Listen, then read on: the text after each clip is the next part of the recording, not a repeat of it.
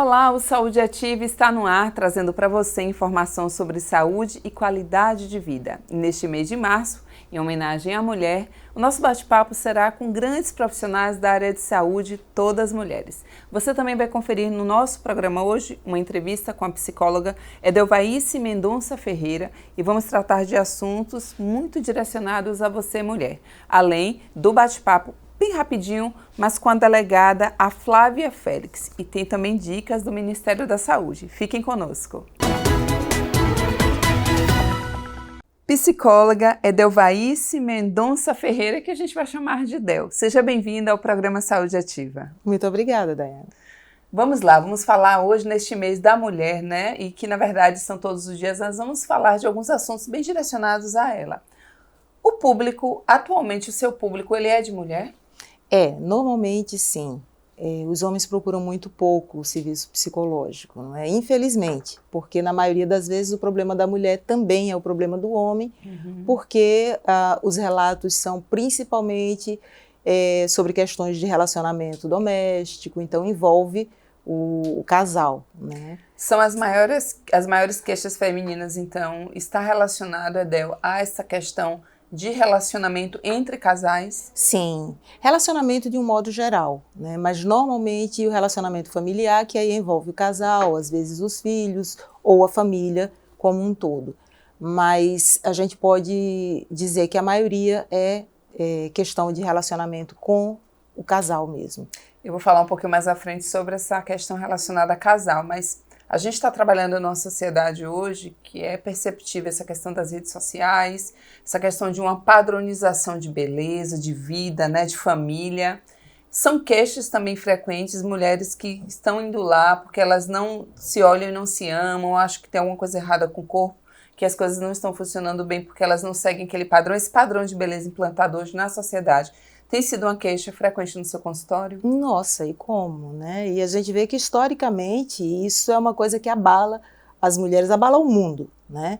Se a gente fosse reportar lá para os idos do século XV, por exemplo, o padrão de beleza era a mulher ser rechonçuda, né? E quem não fosse seria dada como doente, como uma pessoa que não era bonita para a sociedade.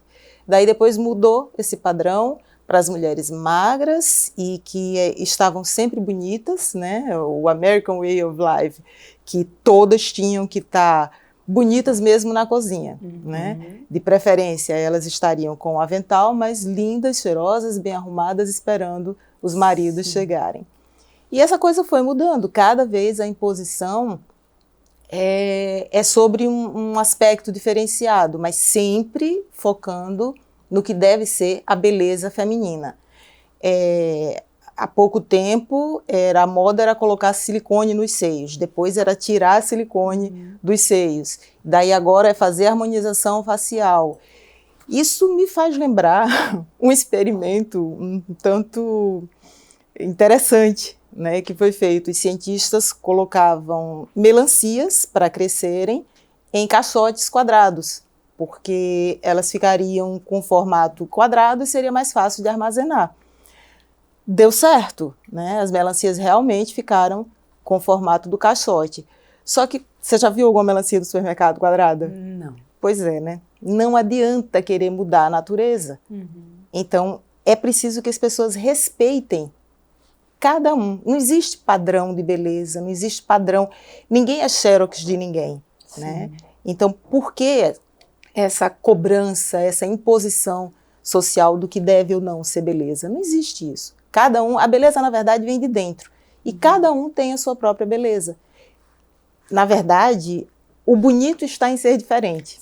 Se todo mundo fosse igual, não teria graça nenhuma no mundo. E é verdade, está padronizando muito essa questão, inclusive da harmonização facial. As pessoas estão com rostos bem parecidos, mas precisa seguir aquele padrão, aquela coisa idêntica uma ao outro, porque é o que está mais bonito no momento, né? Tem inclusive programas de computador que desenham o rosto, né, com linhas bem definidas, bem harmônicas. Eu aposto na assimetria, eu acho muito mais bonito. Eu acho que muitas vezes, Edel, a gente talvez seja perceptível no seu consultório que há a gente às vezes não sabe quando deve procurar um profissional, porque, por exemplo, em alguns casos a pessoa ela pode, vamos lá, acessar a rede social, mas ela está bem com o psicológico dela, então ela pode ver a mulher mais bonita do mundo e ela vai continuar se achando bonita, bacana. Mas às vezes outras coisas na vida ela não está legal e precisa de ajuda. Quando é na nossa rotina que a gente deve perceber e dizer, peraí, eu acho que sozinho isso não resolve. Eu percebo que eu falo até por mim mesmo, a gente costuma passar por algumas coisas na nossa vida, as mulheres principalmente, é muita demanda, é casa, é família, é amigos, é relacionamento, é trabalho. Eu vou dar conta de tudo. Não, isso aqui não tá legal, meu psicológico não tá legal, mas eu resolvo sozinha. Quando é que a gente sente que, não, eu sozinha não posso resolver, eu preciso de ajuda médica? É exatamente quando aciona esse interruptorzinho aí, que a pessoa percebe que não está conseguindo lidar com aquilo sozinha. Então não adianta ficar tentando, dando um murro em ponta de faca, porque quanto mais a pessoa tenta, mais estressada fica, mais deprimida fica. Então busca logo um profissional, porque aí já conversa, já tira as dúvidas, já refaz o plano de vida e não se deixa levar por toda essa cobrança externa, né? Edel, é importante também a gente falar para as mulheres que nos assistem que não tenham medo. A gente fala muito dos homens. Os homens têm mais dificuldade em buscar ajuda médica em todos os sentidos, né? Os casos de câncer que vem aumentando de próstata, é porque eles acham que não precisam de ajuda médica. E eu creio que as mulheres, com certeza, como a senhora disse, buscam muito mais. Mas é importante a gente esclarecer para essas mulheres que buscar um psicólogo, um psiquiatra, não é coisa de doido. As pessoas têm muito ainda... A senhora sente isso hoje ainda na sociedade? Não, psicólogo é só quem é doido, psiquiatra? Então, é verdade, ainda existe esse tabu, mas graças a Deus está diminuindo muito. Antigamente era muito pior, essa ideia de ir ao psicólogo era rechaçada, né? Os pais não queriam levar os filhos, os maridos não iam, as mulheres também tinham medo de ir, às vezes iam e não diziam porque achavam que se dissessem iam ser taxadas de loucas. Mas ainda bem que hoje essa cena está mudando um pouco. Mas a gente ainda vê questão em relação aos homens, né? Eles ainda temem mais do que a mulher ir ao psicólogo. É verdade. E às vezes perdem muito por isso, né? Perdem para a própria vida. Alguma forma para quem nos assiste de trabalhar esse dia a dia, nosso psicológico, para não cair nessa armadilha dessa cobrança desenfreada de um corpo perfeito, de tudo perfeito, porque é uma armadilha, sim, e é tão sério que as pessoas às vezes estão te dizendo, você está magra, você emagreceu, e parece que a pessoa quando se olha, igual um filme que tem, que a pessoa é de um tamanho, você vê a beleza interna, né? Como é que a gente pode trabalhar o nosso dia a dia? Será que mudança de pensamento? Edel, o que a gente pode fazer para modificar essa, ou deixar com que essa armadilha não aconteça com a gente de querer entrar neste padrão que só faz mal para o nosso psicológico e para a nossa saúde em muitos casos? Na verdade a pessoa tem que se aceitar do jeito que ela é, porque não existe possibilidade de você se tornar uma outra pessoa se você quiser mudar somente a sua aparência. Então, existem muitas mulheres e homens também, que vão envelhecendo e com o passar dos anos vai fazendo plásticas e plásticas e plásticas para que não tenha ruguinhas no rosto, né? Mas não adianta nada, porque você está mudando somente a capa. O seu interior continua tendo a sua idade cronológica, então não vai mudar. Você não vai se tornar mais bonita se você for uma pessoa idosa com a pele esticadinha, né? Você vai ser mais bonita se você for uma idosa com a sua própria idade, a sua própria condição física, e você for uma pessoa feliz, se você for uma pessoa sorridente, uma pessoa que transmite boas energias.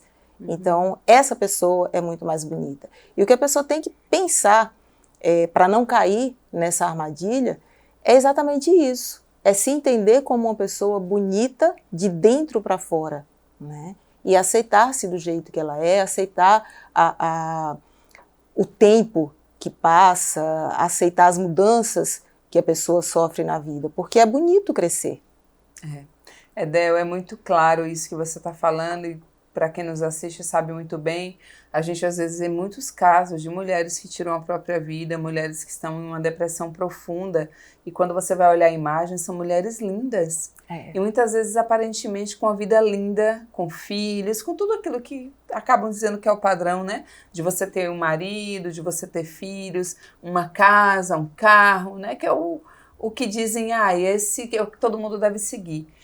Mas muitas delas, psicologicamente, são desestruturadas, cometem suicídios, entram em depressão profunda. Então, aí reforça, sim, essa questão de que a gente tem que trabalhar o nosso corpo sempre de dentro para fora, não é? Exatamente. Não há outro meio da pessoa se ver como uma pessoa feliz e inteira na sociedade, né? Talvez esse psicológico não estando tão bem, que a gente parte até para um assunto, Edel, que é a questão das agressões. E muitas vezes à beira a morte. Mulheres que aceitam porque acham que nenhuma outra pessoa, eu não me acho bacana, eu não sou bonita, eu não sou o padrão. Muitas vezes começa neste quesito, eu imagino que você trate muitas mulheres assim. Vem também aumentando o número de casos de mulheres no seu consultório que sofrem agressões físicas do marido, ameaças de morte, apanham? Às vezes não tanto agressão física, mas agressão de um modo geral, porque a agressão psicológica também é uma agressão e talvez até mais forte, né? Porque ela limita, ela prende, ela impede a mulher de se desenvolver. Mas infelizmente sim, a gente pode na verdade considerar no mínimo 2 fatores em relação a esse aumento. Primeiro é que antes as mulheres sofriam tudo caladas, né? E agora elas estão tendo suporte para falarem, né? Elas têm um amparo legal, então a sociedade está trazendo à tona essas questões da violência doméstica. E um outro fator é que também aumentou o número de pessoas, né? Os habitantes são mais do que antigamente, então obviamente os casos vão aumentar, né? Mas independente de que fator está trazendo esse aumento, a gente tem que trabalhar com a violência em si. E a violência é desagradável, é inadequada em qualquer situação e em qualquer número. Se uma mulher sofrer agressão, isso já é lamentável. Eu não preciso de 100, de 200, de 1000. Sim. Eu tenho que preservar cada mulher. E a gente pode, pedir que a sociedade fique mais atenta a esse tipo de coisa e que a própria mulher não aceite o mínimo de violência, né? Porque quando você aceita o mínimo, o máximo chega, né? Não adianta dizer, não, mas foi um momento de raiva. Tá, então o momento de raiva é que ele pode ter outros, né? E aí se ele tiver outros e o primeiro foi desculpado, fator impunidade gera aumento da violência.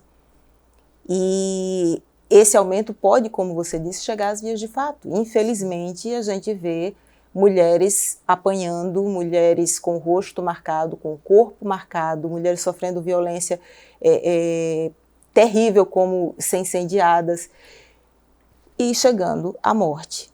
E às vezes, quando a gente vai olhar, começou por um grãozinho, né? Um grãozinho. As pessoas podem perguntar, mas como assim? A pessoa não percebeu? A pessoa está tão dependente daquela relação, tão apaixonada por aquele homem, que a pessoa não percebe. Às vezes o homem diz assim, você não vai vestir determinada roupa. E ela acha que isso não é violência, é carinho, é cuidado, né? Às vezes você tem um objeto que você gosta muito, e aí o homem, por alguma razão, sente ciúmes daquele objeto, porque acha que a mulher está dando mais atenção àquele objeto. E aí ele tira aquele objeto de você, ele joga fora, ele rasga. E aí você diz, não, mas ele tinha razão, porque realmente eu dava mais atenção para isso do que para ele. E ela vai se dobrando, ela vai se abaixando, cada vez mais ele vai tomando poder. Até que chega um dia que ela não pode mais trabalhar, ela não pode mais sair com as amigas, ela não pode mais ter rede social, ela não pode mais querer viver. A vida dela vai estar totalmente presa por esse homem, né? Hoje a gente está falando de caixotes o tempo todo, já falei das melancias, sim. Agora eu vou falar de um filme que é Encaixotaram Helena, ou é Encaixotando Helena, não lembro. É um filme muito antigo, mas que ele demonstra muito essa relação de poder, né? Que o homem acha que é dono da mulher e que pode dispor dela à vontade dele. No filme, o homem literalmente encaixota a mulher, né? Eu não vou contar porque é interessante até todas as mulheres assistirem. Fica a dica aí para que vocês assistam. Procure, porque é um filme que assim, é muito forte, mas... Repete pra gente, como é o nome do filme? Ou é Encaixotando Helena, ou é Encaixotaram Helena, um dos dois, né? Mas se procurar com um dos dois, eu creio que vocês encontrem. Então, assim, ele encaixota a mulher, porque ele não quer que a mulher saia. A mulher é muito bonita e ele se diz extremamente apaixonado por ela. Então, ele acha que ninguém mais pode ter olhos para Helena, né? E aí ele corta as pernas da Helena, coloca ela numa cadeira de rodas e ele pode levar a Helena para todos os lugares. Mas ela ainda tinha os braços, então ele corta os braços. E eu não vou contar mais, porque eu acho interessante vocês assistirem. É forte, mas como é forte mesmo a violência contra a mulher. E que a gente não pode admitir de jeito nenhum. Não pode. Então a gente vai chamar para um breve intervalo e já já voltamos. Fiquem conosco.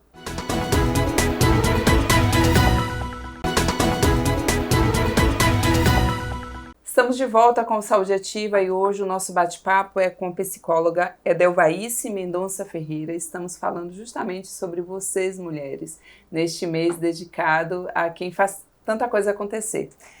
Olha só, a gente encerrou o primeiro bloco, mas se você perdeu, calma aí que não tem problema algum. Vai lá no nosso canal do YouTube, coloca a Câmara Municipal de Aracaju e você pode assistir a reprise deste programa e de tantos outros. Semanalmente temos um entrevistado diferente da área da saúde falando sobre um tema específico aqui no Saúde Ativa. Edel, foi muito interessante esse primeiro bloco que a gente falou sobre esta questão das agressões e muitas vezes não só físicas, né? Agressões psicológicas veladas, as mulheres não percebem. E a gente bateu um papo com a delegada Flávia Félix, justamente ela orientando mulheres de o que é que elas devem fazer caso elas sofram essas agressões físicas, essas ameaças. A gente vai ouvir, foi um bate-papo bem rápido e bem interessante. Caso uma mulher seja agredida, o que ela deve fazer?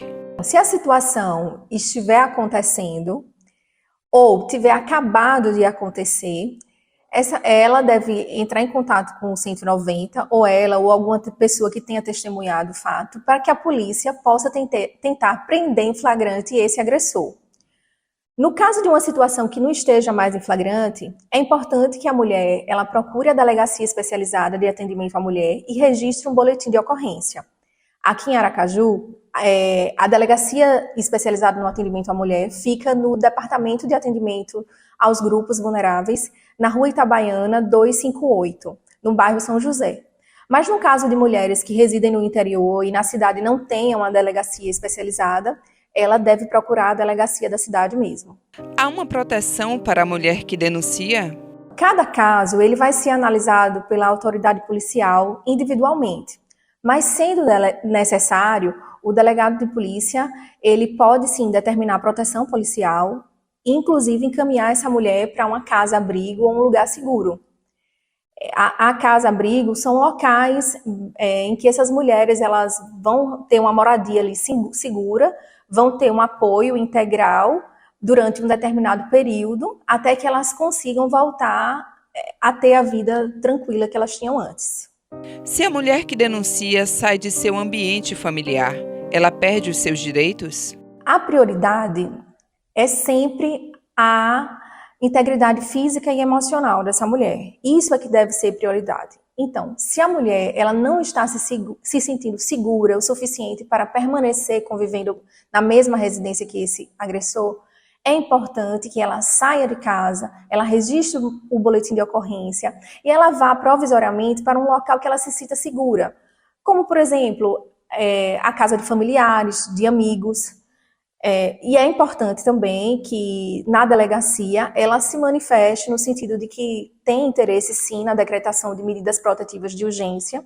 E aí, a depender da situação, do caso concreto, o juiz ele vai poder determinar liminarmente que o afastamento desse agressor dessa residência e, se for o caso, o retorno da mulher ao domicílio. Se mesmo após a denúncia a mulher continuar sendo ameaçada, ela deve buscar novamente a delegacia? Sim.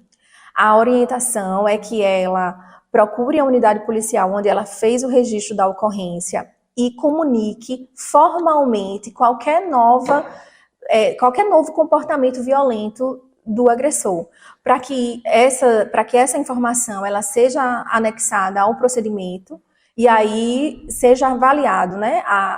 Inclusive, o delegado ele poderá, a depender do caso, representar pela prisão preventiva, como também por outras medidas protetivas de urgência, a depender do caso.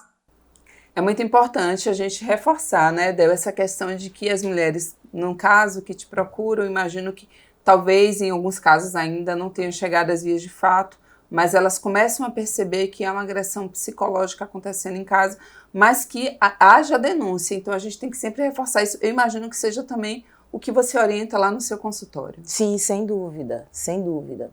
A mulher tem que ficar muito atenta e não pode permitir nenhum tipo de violência, porque como a gente falou antes, começa pequenininha a violência, mas ela cresce, ela não tem fim, porque o homem cada vez mais vai se sentindo mais poderoso, mais dominador, e a ânsia dele de ter essa mulher como um objeto dele, apenas dele, que dê prazer a ele, que apenas siga as instruções dele, vai crescer também junto com a violência. Ele vai se achar no direito de machucar essa mulher, não só psicologicamente, como também fisicamente. Eu só queria te fazer uma pergunta, eu imagino que seja difícil responder, talvez em uma única pergunta, mas para muitas mulheres que nos assistem, Edel, eu conheço muitas pessoas que sim, elas passam por este problema, elas sofrem com estes processos psicológicos relacionados ao homem no relacionamento, mas é muito velado.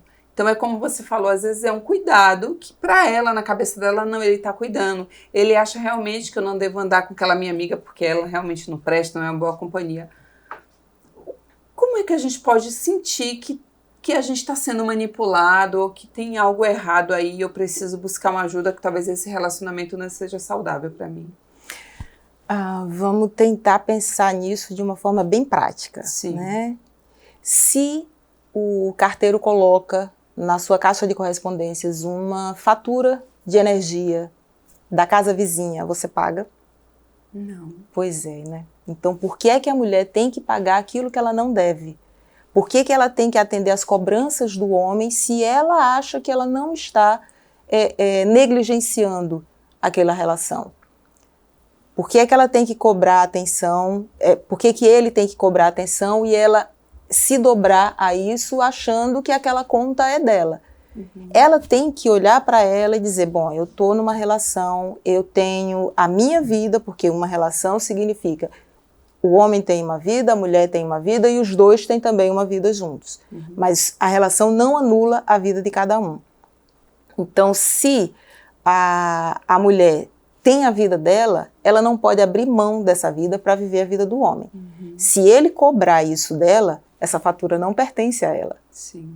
Ela tem que entender assim, eu vivo a minha vida e eu me dedico também à relação. Uhum. E nessa medida, eu posso pagar. Além disso, abandonar a minha própria vida, não. De forma alguma. Não. Existiriam algumas ações diárias, é óbvio que talvez uma das principais seria buscar uma ajuda psicológica, mas ações diárias em relação à qualidade de vida, parar um pouquinho, porque a nossa vida é muito corrida. Não estou dizendo aqui que os homens não trabalhem, não façam as coisas acontecerem, mas a gente, na maioria dos casos, é responsável por cuidar dos filhos, da casa, do trabalho, um pouquinho mais, né, da família, da mãe, do pai.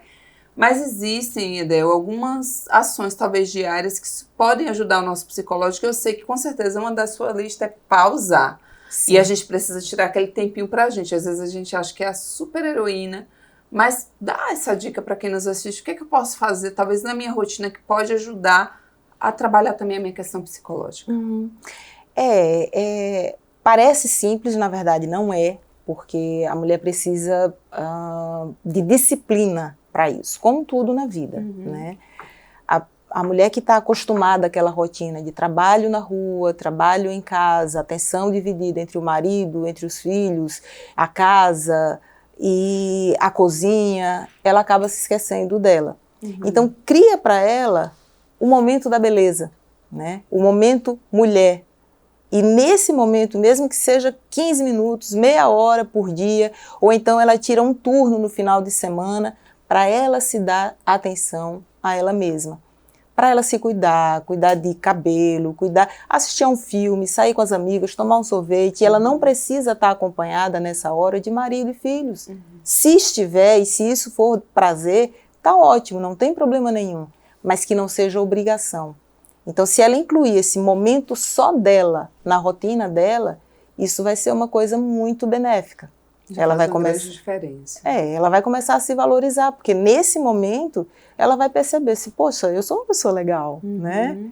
Eu tenho valor, eu mereço atenção, eu mereço cuidados. A gente está falando da mulher, né? A menina nasce já é uma mulher de certa forma. A gente pode dizer que é uma idade para se buscar um psicólogo, porque a gente está falando até na questão de relacionamentos, da mulher talvez mais adulta, né? Mais velhas, mas em relação às meninas, elas já também começam a se cobrar desde jovens. As redes e todo o mundo tecnológico que nós vivemos hoje traz essa cobrança. Então a gente vê um grande número de meninas que estão atentando contra a própria vida, né? Que estão entrando nessa competição de que quem pode mais, quem faz o que é melhor. Existe uma idade, a partir de tal idade, ou quando a menina começa a ter entendimento da coisa, ela já pode sim buscar um psicólogo, uma idade limite, ou isso não existe? Não existe idade, não. Crianças pequenas podem, por exemplo, sofrer de depressão, né?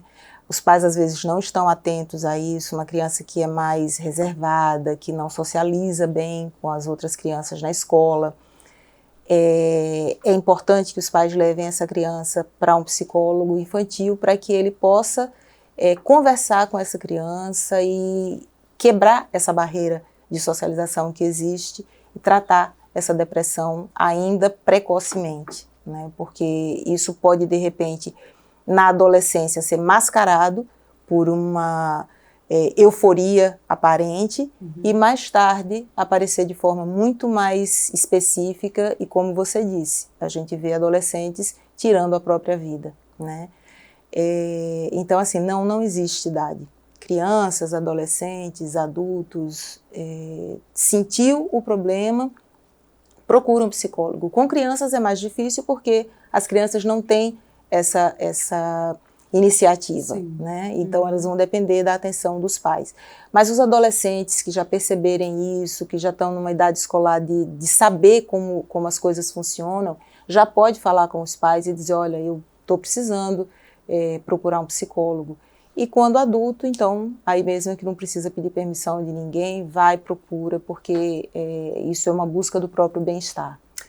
Outro dia, eu não lembro bem quem foi o meu entrevistado, mas a gente bateu numa tecla que eu acho muito importante reforçar. Claro que a gente está fazendo um bate-papo muito direcionado às mulheres, mas muitas das coisas aqui são válidas para os homens, para os meninos também.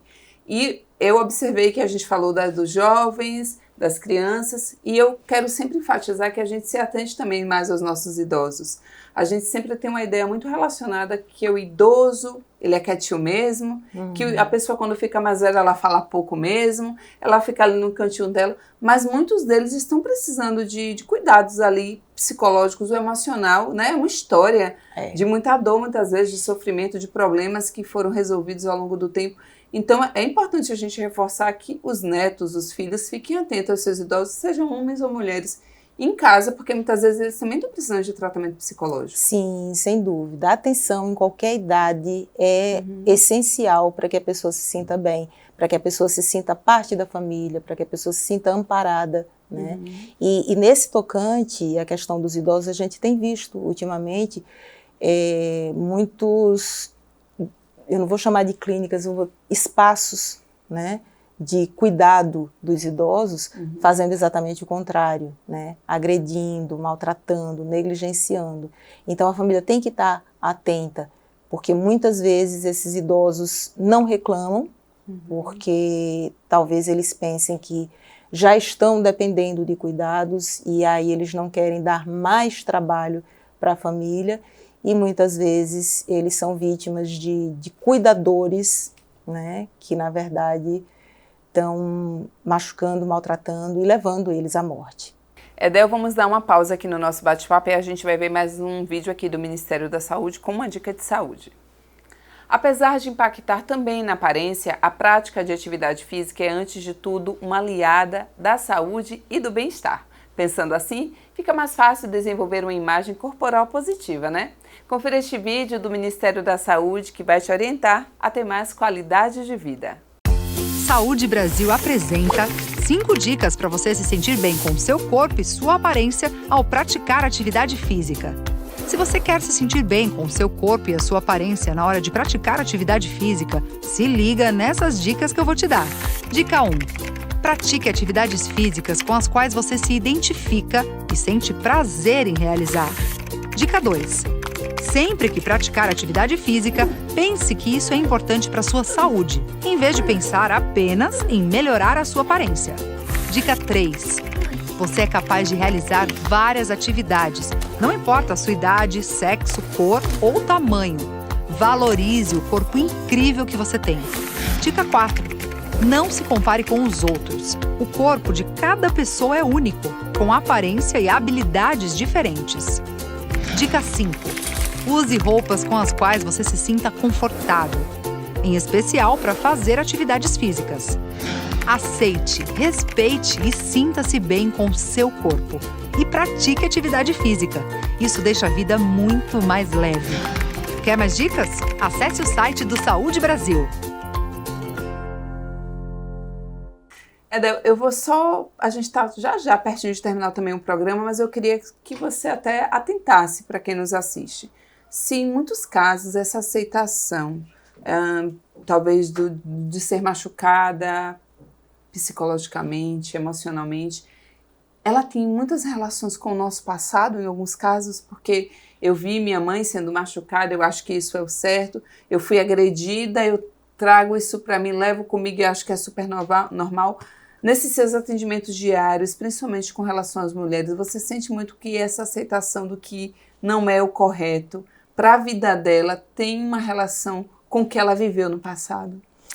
Na maioria dos casos, sim. Né? Infelizmente, a história tende a se repetir. E é preciso que a pessoa, eu não vou nem falar agora somente de mulheres, mas a pessoa, porque isso acontece com mulheres e com homens, fique atento, que a pessoa fique atenta a esse tipo de retorno ao passado. Porque, na verdade, quando esse passado retorna, ele não vai poder ser corrigido, né? Se alguém viveu alguma coisa no passado, que foram os pais ou os avós que sofreram aquele tipo de violência, não é hoje a pessoa se deixando violentar que vai fazer esse passado ser corrigido. Uhum. Então não adianta você se entregar ao sacrifício, né? Uhum. O que você tem que fazer é colocar o passado no lugar do passado e viver o seu presente, tentando não permitir que aquele passado interfira na sua felicidade. É uma coisa importantíssima. É complicado, é difícil, mas é possível. É possível. Né? E se chegar um momento que a pessoa não consegue fazer isso sozinho, busca um profissional, busca um psicólogo para poder delinear esse caminho. Mas não deixa o passado interferir. E eu acho que isso traz muito, e eu percebo, Edel, nos relacionamentos. E às vezes é um passado tão presente, né? Uhum. A gente parece que tem algo errado, mas você vive às vezes um relacionamento abusivo e você traz aquele sofrimento para um novo. E muitas vezes até você já direciona para que a mesma história aconteça porque você acha que aquilo foi o correto ou você não consegue mudar para que o novo... Às vezes tem pessoas que dizem assim, não, eu atraio esse tipo de pessoa. Eu não sei se você já ouviu, já ouvi muito. Tem o dedo podre. Você atrai esse perfil sempre. Talvez não seja o nosso comportamento que esteja fazendo com que essas pessoas se aproximem da gente. E na verdade, como eu disse, a pessoa tende a repetir essa história numa tentativa de corrigir esse erro, né? Foi assim com fulano, mas agora eu vou tentar outro com o mesmo perfil, mas vai ser diferente. E não vai. Se tem o mesmo perfil, vai ser a mesma coisa, né? A menos que você diga não. Sim. Então é importante dizer não, é importante você estar atento e dizer, olha, eu não vou viver essa história de novo, eu não vou corrigir aquilo que passou, eu não vou reviver aquilo para corrigir, eu tenho que corrigir daqui para frente, né? E é uma coisa que depende só da própria pessoa. Não é o outro que vai tomar atitudes que façam com que você viva mais feliz ou não, né? O outro está lá no lugar dele, tomando as atitudes dele, que ele acha que são dignas. Se aquilo está interferindo na sua felicidade, se aquilo está de alguma forma machucando você, é você quem tem que dizer não, né? Não é a outra pessoa. Edel, temos que terminar, com certeza em outro momento oportuno você vai aparecer aqui para a gente falar sobre outras coisas, mas para encerrar, fala para as meninas que nos assistem, dá uma força para que se elas não estão bacanas, que elas podem sim e devem procurar ajuda médica para solucionar esses problemas. Meninas, vocês são seres especialíssimos. Nós, mulheres, somos seres especialíssimos. Não podemos de jeito nenhum permitir que nenhuma violência seja feita contra nós. Então, ao mínimo sinal, procura ajuda, procura um profissional que possa lhe ajudar. Seja ele um psicólogo, seja ele um delegado, né? Mas no mínimo sinal, procura ajuda. Valorize o seu próprio ser. Porque, como eu disse, nós somos especiais. Somos especiais. Muito obrigada, Edel, pela sua presença aqui no Saúde Ativa. Em breve, o Saúde Ativa estará de volta com mais informações sobre saúde e qualidade de vida. Eu aguardo todos vocês. Até lá!